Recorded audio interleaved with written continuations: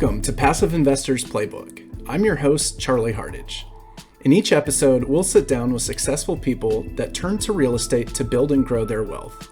We do a deep dive into why they chose real estate and what makes it so attractive to them. We explore why people in their industry could also benefit from passively investing in real estate. Whether you're a beginner or an experienced investor, a doctor or a professional athlete, love your job or hate your job, our show is here to help you build a profitable real estate portfolio while maximizing your free time and minimizing stress. So sit back, relax, and get ready to learn from some of the best in the business. Welcome to Passive Investors Playbook.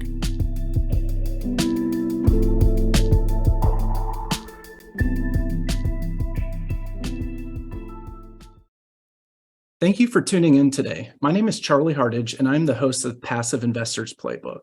Our show is focused on people that were successful in their careers prior to getting into real estate. Today, I have two special guests, Alan and Elena Neely, a husband and wife team and the managing partners of Andover Holdings. Alan is a former commercial airline pilot, and Elena has an MBA in finance. She worked as a procurement analyst, negotiating contracts valued in the hundreds of millions of dollars. Alan and Elena have been investing in real estate since 2000, when they bought the ugliest house in the nicest neighborhood that they could afford. In 2005, they started building townhomes, which led them to start a land development company, property management company, and a real estate brokerage company. Fast forward to 2017, and they reached their goal, or so they thought. Due to low cash flow and unfriendly landlord laws, they pivoted.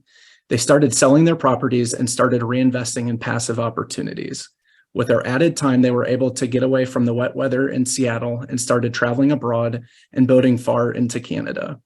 In 2020, they made the jump to the active side of the business. They are now in 21 apartment complexes with almost 5,500 units for a total value around $600 million. They currently reside in Seattle, Washington. Alan and Elena, thank you so much for being on the show today. Very excited to have you.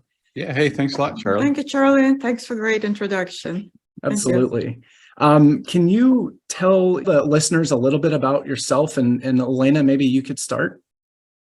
Well, I came to the United States in '99 to pursue my MBA in finance. And a couple of years later, we got married and moved back to Seattle, where Alan is originally from. And I started my corporate career, which I absolutely loved what I was doing. I loved negotiating contracts and doing negotiation with the suppliers and working with the local offices for the price adjustments and all that. But once our daughter was born, I was faced with the question, which I think many women can relate to. Do I go back to the busy corporate world? And at that time, telecommuting, I might sound really old, but at that time, telecommuting wasn't an option yet. And negotiating contracts, you were expected to show up really early and leave really late and work through the weekends and travel all the time. So option staying at home was not an option for me either. I decided I'm going to go crazy. So I got my real estate license, and to be honest, didn't look back since then. I really loved working in real estate, building long-term relationships with my clients. And at the same time, we started our real estate investing. And it was as crazy as to going on the date nights, looking at stinky homes and walking through their job sites or the construction sites, saying how good it smelled, all the fresh wood and especially the framing part, I think is fun. So we started investing in real estate and building our real estate portfolio. And actually, I think 2015 is when Alan started saying that if we look at all the properties we own and a lot of equity we have, but there is barely any cash flow, because my long-term goal was to, kind of do the monopoly game in real life and acquire all the single-family homes and then have them paid off and just keep collecting rents, and that will be your income when you retire. But more and more, Alan was analyzing and trying to convince me to change the mindset and look at other options when you have your money work for you and not you running around working for money and being landlord. It's a full-time job. Yeah. So we started evaluating other options, started traveling to Texas and attending multifamily events.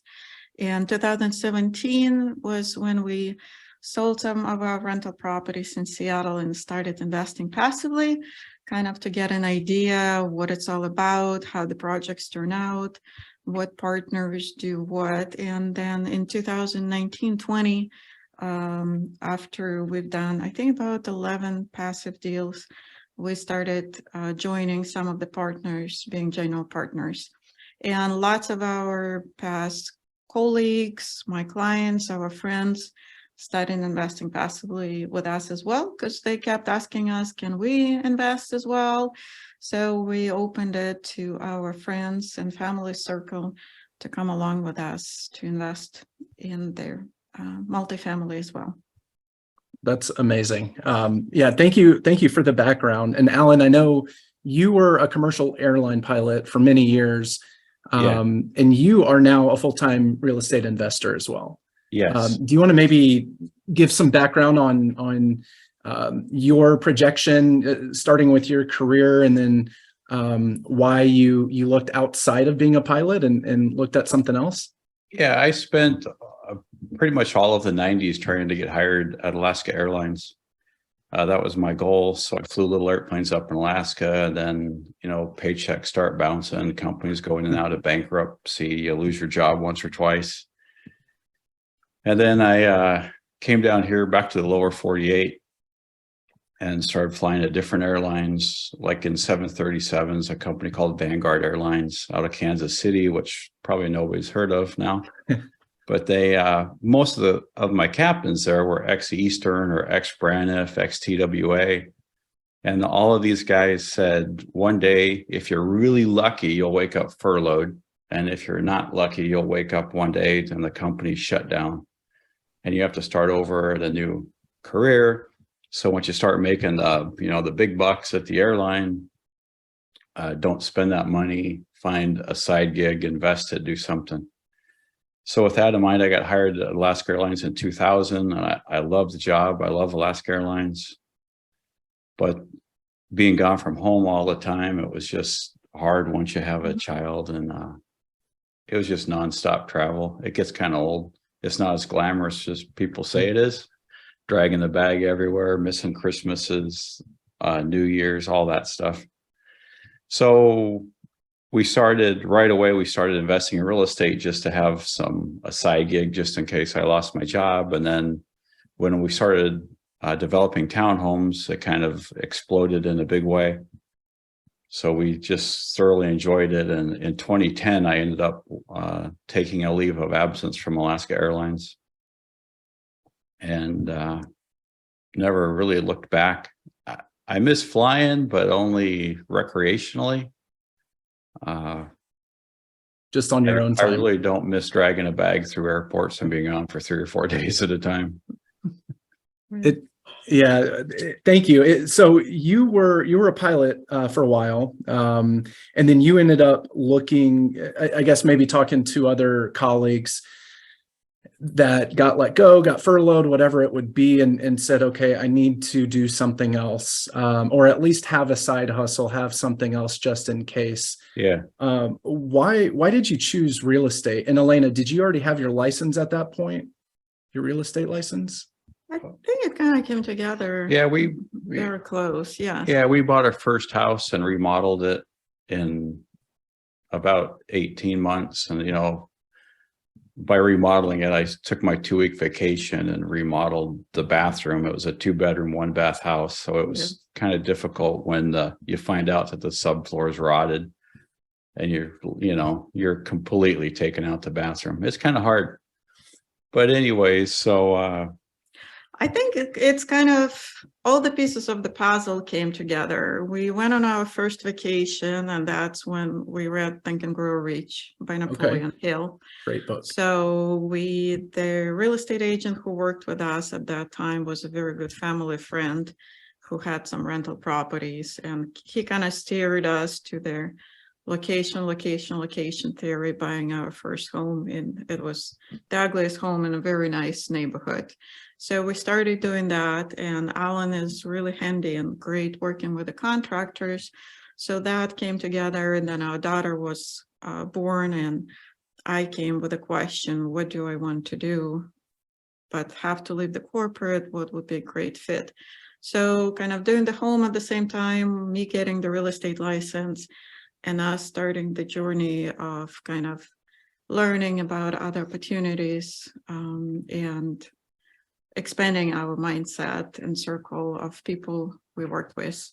That's kind of everything came together, and we started on the real estate journey at that time. That's amazing. So just to kind of recap, Elena, you just kind of felt called, you wanted to work, but wanted something more flexible. And Alan, you were looking for something, maybe a side hustle or a just in case something happened with your job. And that's amazing. I talk to a lot of people that maybe it's the husband or the wife that's in real estate, but typically they're not both on the same page with that. Were there any, and you don't have to go too deep here, but were there any struggles or any, issues with, I want to do this, I want to do that, or were you both pretty much on the same page? We were pretty much on the same page. I wasn't kicking and screaming, but I didn't want to go. She took me to a real estate coach. His name's Brian Buffini. He coaches real estate agents. Took him to one of his events, and last time I set goals was like in junior high, and it's because I was forced to by a teacher because did something bad. Anyway, so it was really great. And so I set my goals at the end of this 2-day event, and she set her goals. And then we compared the goals, and we kind of picked which ones we wanted to go on. And we've learned if something's important to her, it's not important to me, and vice versa. We never go, like when we were building homes, we never went crazy with, let's paint this wall red and this one green. We just did vanilla, tan walls, white trim, nice cherry cabinets, Brazilian cherry floors. And we just stuck with what 99% of the people would want. Sure. And it made it easy. No, I think we kind of started together on that, and it's been a really great journey, and we highly recommend it to other couples, the whole process of really setting the goals together. Yeah. And when I got my real estate license and just started working in the business, he had a stable career with Alaska Airlines. So it really helps a lot. And then once my business was pretty successful, and Alan decided to leave Alaska Airlines and focus primarily on construction and development and looking at the multifamily opportunity. That kind of helped to pivot there. But I think we've been together in this whole journey from the start, and it's been really lots of fun. And now it's actually more fun that our daughter is in college. That's kind of a next level of what we do together and where we go next with the multifamily and investing in apartments. That's amazing. So you think she's going to get involved with apartments somehow? Yeah, she's actually already invested in an apartment. That's awesome. That's amazing. I don't know. It's got to be Elena's genes, but she has a great job at the Apple store here locally selling. She's in the college. She's in college. Great, UW, does great student, great kid. She saves her money. She, cons us into buying everything for her. So she saves up a lot of money, and I want to invest in an apartment. Yeah. So. No, and I think it's equally important, the same way as we went together to all those conferences and events, we brought Natasha with us as well. And I think even starting like at 10 or 11, she was coming with us to the conferences and set her goals. And yes, honestly, some of them she would be doodling or drawing in her notepad. Yeah. But some of them she set her goals and met people and listened to great speakers like Les Brown. She still talks about hearing Les Brown when she was younger. And so it's really been great bringing her along with us. And I think directly and indirectly, kids continue learning. So that was one of the great things I think we've done together as well. That's amazing. I have a 10-year-old now, and her words, because I talk about real estate all the time. I'm obsessed, and anytime I say real estate, she's like, "Ugh, that's boring." So I'm trying to get her to, she doesn't have to be an investor, a full-time investor or anything like that, but at least to start focusing on her future, her retirement, because my hope and dream for her is she can do anything she wants to. Mhm. And that's because, we have a real estate business that she's able to own, hopefully like your daughter one day, where she owns, even as a passive investor, but where, and Elena, I think you said it at the beginning, but where her money's working for her, she's not working for her money. So I love that you got your daughter years ago and involved in apartments, and hopefully, even if she doesn't do that full time, she's at least able to take a different path than I think what most kids are taught, which is, pinch pennies, put money in retirement, 401ks, IRAs, worked until you're 75, and you'll have a modest nest egg. Yes, exactly. Yeah. Okay, so I'm curious, from a pilot standpoint, maybe, Alan, what makes real estate so attractive, not just to you, but maybe to some of your colleagues that would be listening? I think there's security in real estate. If you buy it right, you have a sensible level of debt, you put the right debt on a piece of property. It's a really safe, secure way to invest. And if you don't learn to passively invest, it just means you're going to end up working until you die. Right. And I think the younger people learn to diversify, like all of the tech layoffs right now. Yeah. Amazon here locally and Microsoft, they're having huge layoffs. I think there's other tech jobs available, but I think if these people that are getting laid off would learn to diversify somewhat, get into real estate. Syndications is the easiest way to do it.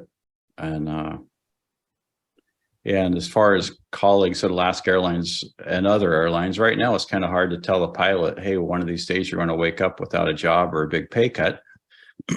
I took a 26 to 28% pay cut in 2005 with Alaska Airlines, and now it's like record-setting wages at every airline. There's a huge pilot shortage coming, but give it 5 to 10 years, there's going to be massive layoffs in the airline industry again. I don't know what's going to cause it or what's going to happen, but everything's a cycle. The tide comes and goes, Yeah. And correct me if I'm wrong, but I know you mentioned you were at Alaska. Let's say you go to a different airline, whatever that would be. Do you start, and maybe you have 10, 15 years at Alaska, but is that kind of like a lateral transition to Delta or Southwest? Like if you start over at the bottom, you're the last guy hired, you have the worst schedules, you go back from a captain all the way to a co-pilot. Oh, wow. On reserve, working every weekend, every holiday. So just like that, your schedule and life can change just by moving jobs or moving companies. Oh, yeah. Wow. In a big way. Yeah. A lot of airlines, the pilots lost their pensions in the 2000s. Mhm. Wow. I forget which airlines, but I think it was United. They lost their pension. Wow. I'm not sure about Delta and American.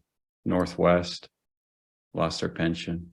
So you were getting into real estate from a just stability standpoint, diversification, just the what if, and you started with single family properties, and then you moved to developing townhomes and small communities. Right. Yeah. And then you took a massive jump to go from townhomes to apartments.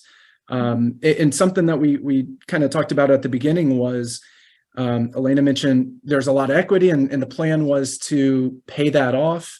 And then, however many homes would be paid off, and it would provide massive cash flow. Mm-hmm. What changed in that? Why did you go from single family maybe to townhomes or to apartments? Yeah, the biggest jump for us was to get into apartments. We just looked at the numbers, the cash flow. The cash flow of an apartment building is huge, and it's we didn't realize what a big deal it was till we were in like a 300 unit apartment, and a 16-plex in that apartment complex caught on fire and burned to the ground. Wow. Well, all that happened is we moved those six, nobody got hurt. That's the most important part. But Yeah. we moved those 16 tenants into other vacant units, and the vacancy rate, it didn't suffer at all. Yeah. And if you have that happen to a house, you're collecting zero income. And For then, months. the insurance builds you a new 16 unit apartment right there, and off you go. There's just so much more safety in big apartment buildings. Sure. And I think it also was kind of a lesson in optimizing your finances and your time and your resources, because with a single family portfolio, even if you have an outside property manager managing it, though in our case, and for example, in Seattle area, the cash flow was so minimal, hiring the property manager will put us in the negative numbers. You are constantly involved dealing with it, the tenant turnover, the property maintenance, and everything else. Once you grow bigger in the multifamily world, you're really maximizing other people's experience, and you're going on a bigger scale, and you're freeing your time and energy to be able either to do fun stuff or explore other things. And it's really kind of a really great jump towards optimizing your resources in the best way. And as a pilot, Alan is always looking for the best route, the best destination, the best application. So that really kind of how we get brought to the multifamily. And one of the great things too about multifamily, because I've owned single family, and even if you have a property management company, it's not really passive. Sometimes you still have to go and do things to the property, and it's not often. But in your case, when you are the property manager, you are the landlord, you're doing all that. It's not passive whatsoever. And on top of that, the little cash flow that you get from it, and the amount of time that you put into it, it's good for the long-term game of appreciation, yes, but it's not a passive investment whatsoever. And so I've gotten out of all of my single family homes except one. And then something else that you had mentioned, Elena, is kind of pooling the resources together. I think that's one of the, I could go on for hours about benefits of multifamily, but in a syndication, it's not one person doing this. It's not even the two of you in a property. There's 5 to 12 people sometimes, and it's great because you can focus on your strengths. You don't have to worry about your weaknesses because someone else is on the team to complement your weaknesses. Whereas in single family, it's you and Alan. It's just the two of you maybe that own that. You can't really rely on a team. Yeah, and with the single family, you also limited with the borrowing ability, how many mortgages you can qualify for as a purchaser, and what your debt to income ratio is, and all of that fun stuff. But once you go bigger, it's really different game. Yes. Yeah. And it was a huge thing to gain my free time back, because it's in my DNA. If a tenant calls up and says the roof's leaking, I'll go out there in the middle of the rain with my, Henry's roof tar stuff and patch it. It's just in my DNA to go fix whatever's broken. So once you get rid of all of your local houses and you start investing in apartments out of state, I never even know about this stuff. Yeah. Until you have a weekly call or a monthly call with a property management company. Yes, and they take care of it because they have on-site person. Yeah, it's just freeing. And you're leveraging all of your general partners. Yep. We like to team up with higher property management companies that manage like 5,000 to 10,000 units in that market. And they have all of the great relationships with contractors. You can really get nice pricing on remodeling units, because they're like in one that we're in right now, it's a 206 unit apartment, but that regional manager for the property management company is in the middle of remodeling 2,000 units. Oh, wow. So she has all of these great connections with all of the contractors. So it's really economy of scale You on get- all the aspects of it. Yeah. Yeah, it's nice because you can go on vacation and not have to worry about what happens if the tenant calls. Oh, yeah. Exactly. And they always call when you go on vacation. Yeah, they always Christmas, call Christmas Eve. Christmas Eve. I don't know how many Thanksgiving times. Day. I don't know how many Christmas Eves I spent. We had when we had that property management company, I don't know how many Christmas Eves I spent fixing somebody's house. I got company coming tomorrow. Yeah. The roof's leaking or the toilet's plugged up. Yeah. Then you find out it's been plugged up for a long time. Yeah. Or the roof's been leaking a little bit for a while. And Yeah. I've had similar stories, and it's funny because getting into a single family home, it's a lot of paperwork, a lot of not as much due diligence by any means, but it's a lot of work up front. But it's not that much more than apartments. When you buy a property, there's more documents and more things to do, but you also have a team of people that are helping with that. So you don't have to focus on everything. So apartments, economies of scale, massive benefits, scalable, something else, which is great. And I think in the bio, when I was introducing you, I talked about how you have more free time. And that was something that you just mentioned a couple minutes ago. So I want to kind of dive into that free time a little bit. I know you like to travel, Alan. I swear every time we talk, you're not at home, you're somewhere else. Well, yeah, we have homes in other places too, but yeah, that's fair.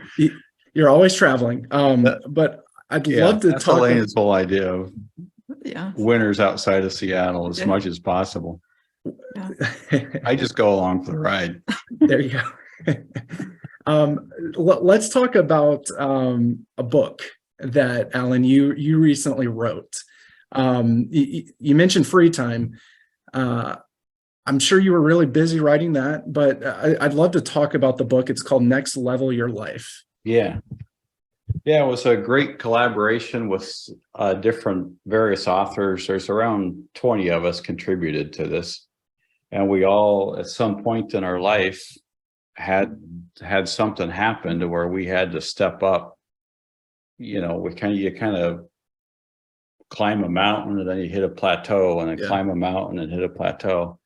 So every time you're like next leveling your life. And in that book, I talk about the road to becoming a pilot. And then once you get there, things can happen. Yeah. And you can wake up one day without a job, which actually did happen to me in 2010. That's why I took a leave of absence. Just a very weird medical thing happened to me.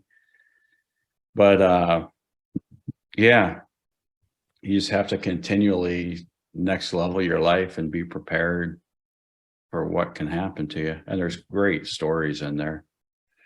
That's great. And that can be found on Amazon and anywhere else? It's on Amazon, and also for people in your podcast, Charlie's podcast, you could download it for free off of our website. Okay. So it's andoverholdings.com. Awesome. And we'll put that in the show notes, and then towards the end of the interview, we'll bring that up again. Yeah. That's great. So, and that was released, we're recording this end of February. When was that released? January sometime? It was like January 17th, and within a week, it went up to #1 on Amazon Small Business, and wow, I guess in 10 different countries and holy cow. Several categories on Amazon. I was shocked, actually. But, it's kind of honorable to say, hey, I'm a best-selling author, but I never say it. Well, you should. I mean, you earned that right. Yeah. Yeah, that's amazing. So #1, is it still #1? Do you know?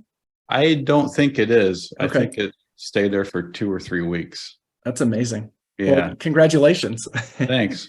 Awesome. Okay, so people can buy that on Amazon, or go to your website, download it for free, andoverholdings.com. Right. And we'll talk about that towards the end of the interview, and then also put the website in the show notes as well. Yeah. Awesome. Okay, so let's talk about goals, and maybe this is a good transition from next level your life a little bit, but what are some goals for the company over the next few years? It looks like you started with single family, a few years later you moved to building townhomes, and you don't develop properties anymore, do you? We're passive investors and general partners on some development projects. Okay. But as you get older, you get a whole lot smarter. So we hire the best contractor in the neighborhood that we can find to build it. Okay. And instead of me showing up on the job site every single day at 6 a.m. and unlocking the doors and telling people what to do, we get weekly reports full of pictures and everything that's gone right, gone wrong. We still have to stop by the job site now and then, but when there's several GPs involved, each one can, stop by. So there's always somebody stopping by at least once a month, if not more.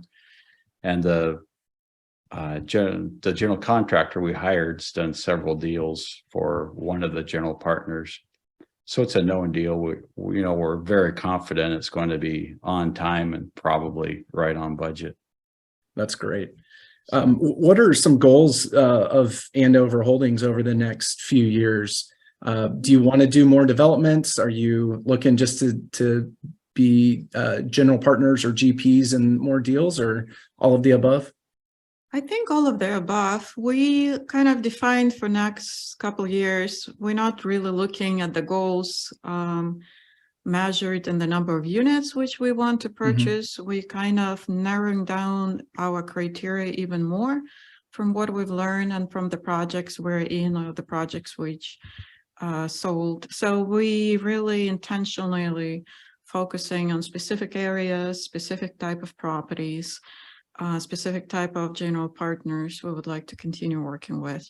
So we kind of really just sharpening the pencils and waiting for the right project and right deal. We have quite a few investors now who are joining our investor community.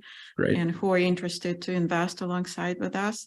But we would like to find the right deal in the right location with the right terms when we will proceed. But yes, we are actively involved in also educating our passive investors, or anybody who is interested, because there is so much information there, but it's sometimes really rosy or really upbeat. There is not a lot of substance. So we are doing classes, we're doing local meetup and teaching passive investing. So we're really focusing on doing that and continuing to participate in other projects as general partners, but also as limited partners. We love investing passively ourselves, and we both have our solo 401ks we invest in passively.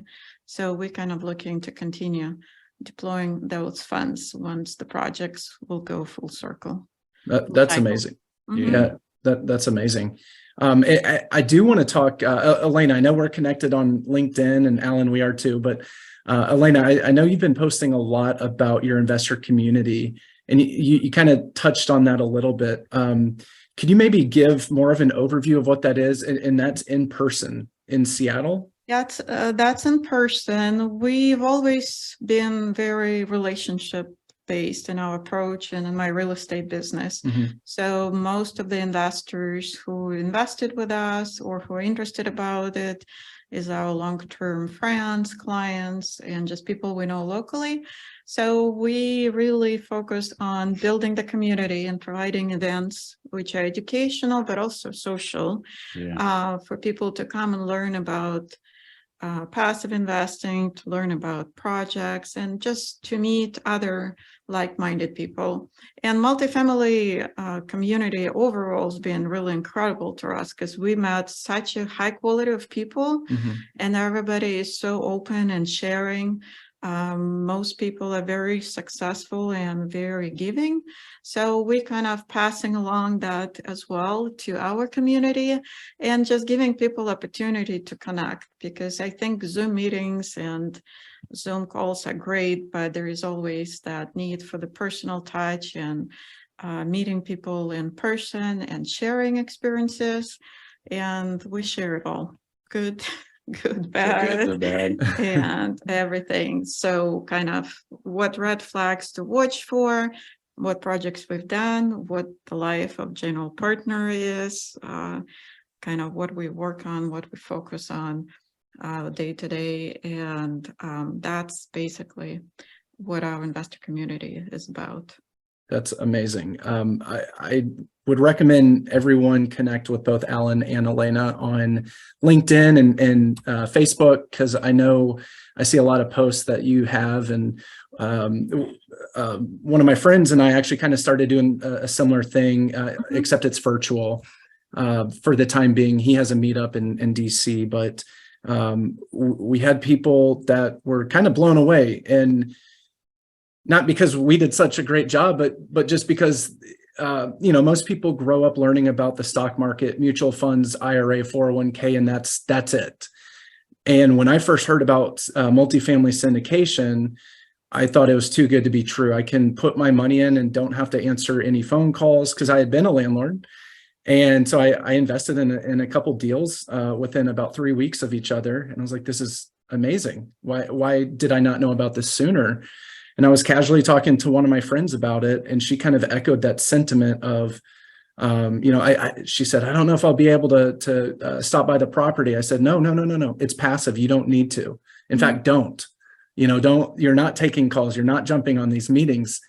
And that's for liability issues. But anyway, it's a lot of people don't know that these opportunities exist. And so I love what you are doing is kind of sharing this opportunity with other people. And I'm trying to do the same thing with online. And so I think that's amazing. Hopefully you have a lot of people connect with you too, and get to learn more about this and all that. Is it a monthly meeting? Yes, it's a monthly local meetup. And then we also do some of the webinars for the community. We do online as well.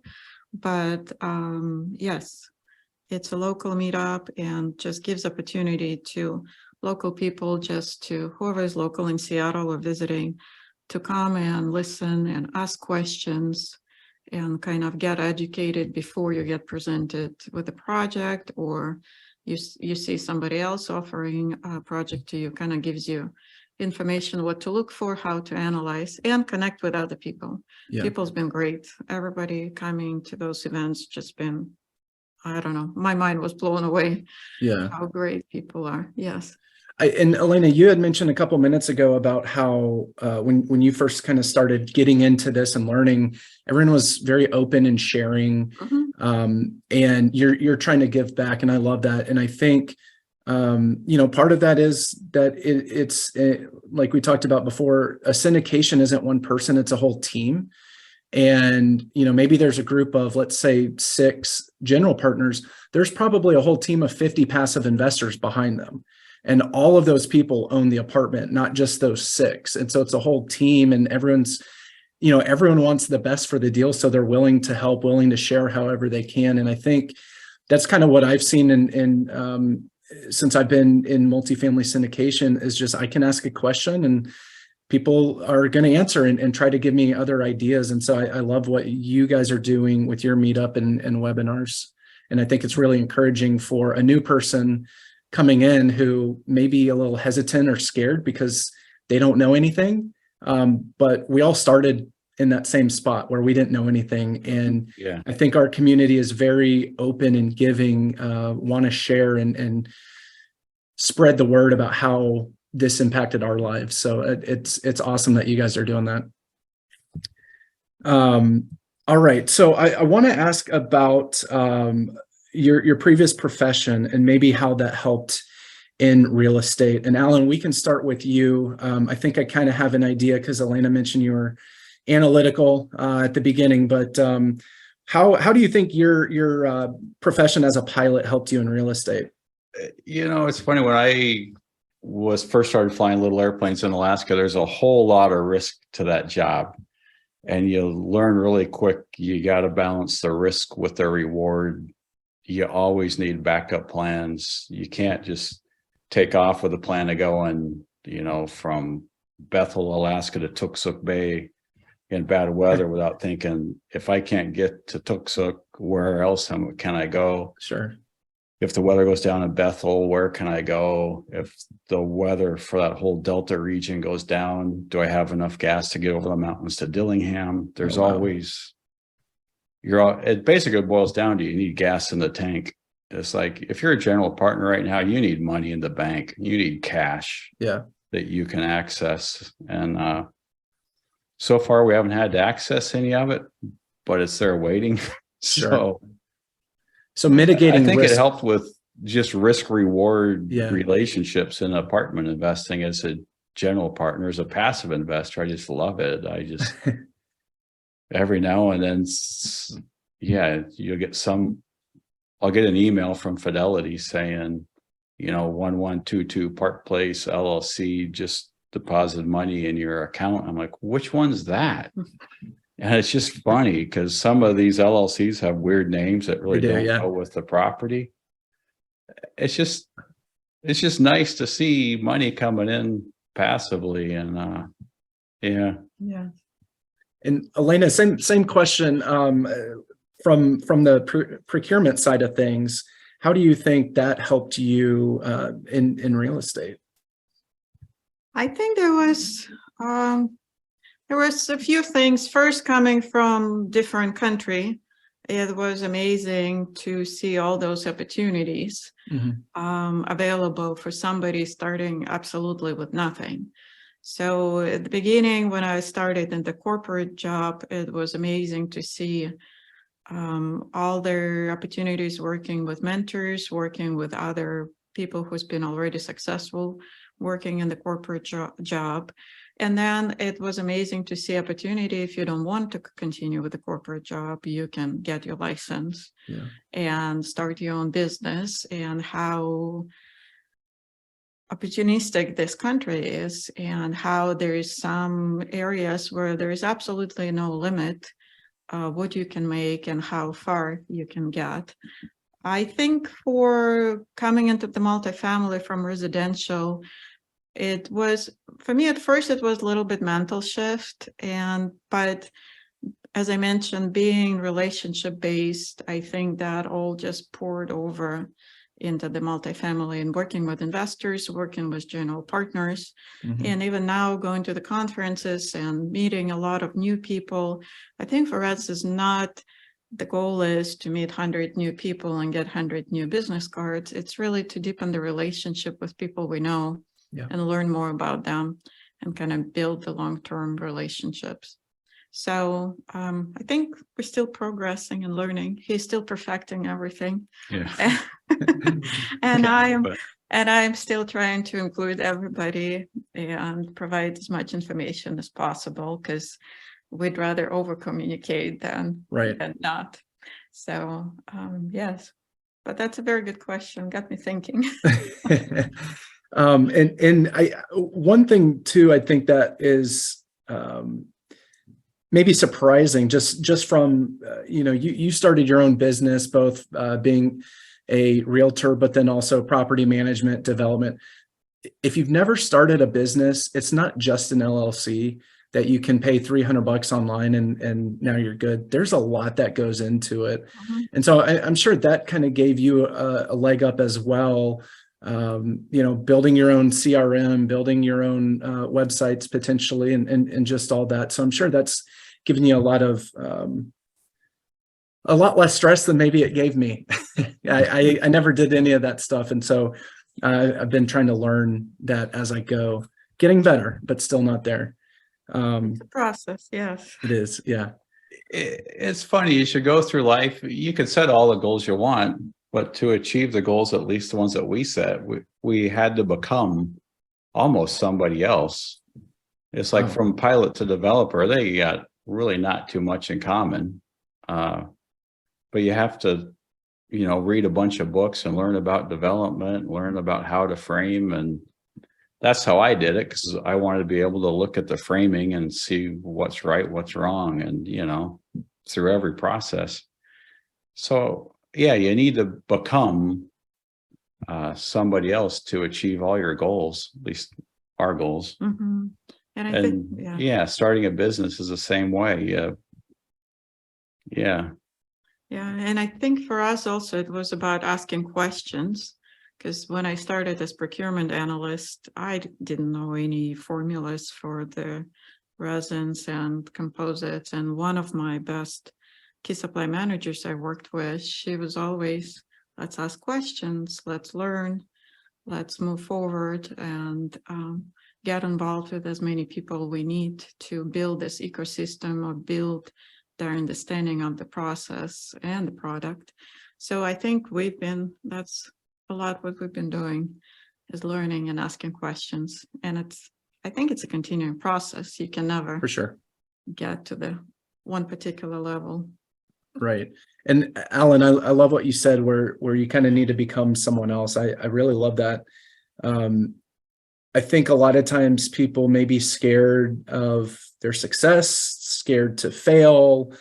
And a lot of people don't try it, right? They don't try to take a risk or anything like that. But kind of becoming someone else, I really like how you said that, because I think it made me think really deep of, what if I did that at the beginning is think I need to become someone or something else, instead of just looking at it as, oh, well, what if I fail? And I really like that you said that and kind of put that into perspective. I needed to hear that probably 15 years ago, but I heard it today. So thank you. And hurry up and go out and fail. Just keep it a small failure, Yeah. I learned so much more, at least in the development, when things went badly wrong. I learned so much more about a lot of different topics when things went wrong. And I considered it just blatant failures, but in the end, it was still on time, on budget, even though bad things happen. Go out. That's how you learn the most, is from, Right. I don't want to say your failures, but when problems arise, You just got to step up to the plate and swing again. Keep going. I just want a better quality of problems. They're not going to go away. Right. Yeah. Awesome. Okay. So we have a few minutes left and want to talk about a recent book that you've read that stands out. I know we talked about Next Level Your Life. That obviously stands out. What else have you read recently that stands out to you? There's a guy named George Antone. I actually have it right here because I was going to mail it to somebody. He wrote The Banker's Code, The Wealthy Code, and The Debt Millionaire. And these are all available on Amazon. Okay. And they're great books.